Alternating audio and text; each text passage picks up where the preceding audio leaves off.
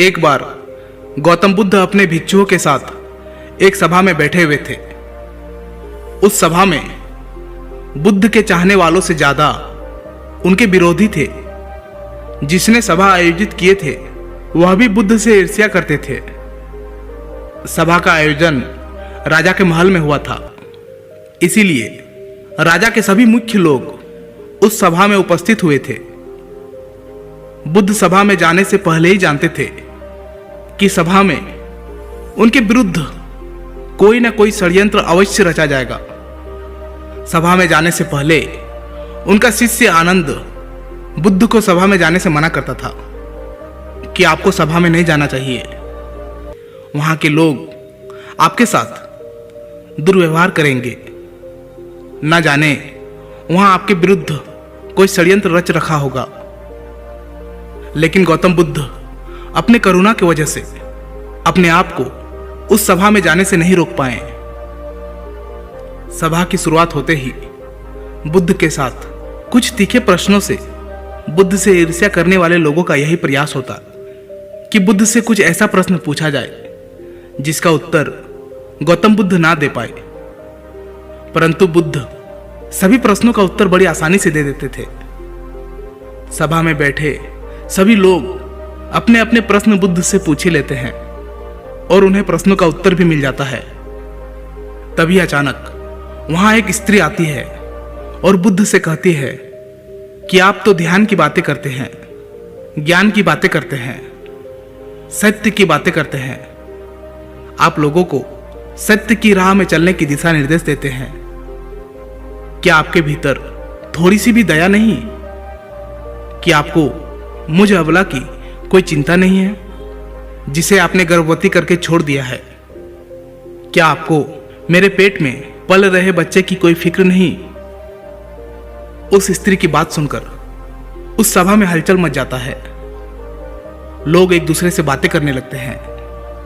उस सभा में बैठे हर एक व्यक्ति खड़ा हो जाता है और कहता है कि औरत के सौंदर्य के आगे बड़े बड़े ज्ञानी भी अपने घुटने टेक देते हैं, तो फिर यह बुद्ध क्या चीज है?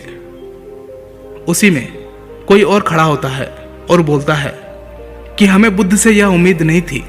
कहते हैं बिना सत्य को जाने ही कि सत्य क्या है बुद्ध को भला बुरा कहने लगते हैं। जब सभी लोग अपने मन की भड़ास निकाल लेते हैं तब राजा कहता है कि बुद्ध आप अपने सफाई में क्या कहना चाहोगे? और वह राजा भी बुद्ध से ईर्ष्या करता था। वे चाहते थे कि कैसे भी बुद्ध बदनाम हो जाए। यहां पर एक जरूरी बात आपको समझना चाहिए कि इस सारी घटना का बुद्ध पर कोई असर नहीं था और ना ही लोगों के अशब्दों का बुद्ध पर कोई असर था, और उस स्त्री के झूठे आरोप का बुद्ध पर कोई असर नहीं पड़ा। जानते हैं क्यों? कुछ बिगाड़ नहीं सकता है। सभा के सभी लोग संदेह में थे, वहां तक कि बुद्ध के कुछ शिष्य में भी संदेह आ गया था। लेकिन बुद्ध जानते थे कि वह क्या है, इसीलिए उनके चेहरे पर थोड़ा सा भी बदलाव नहीं था।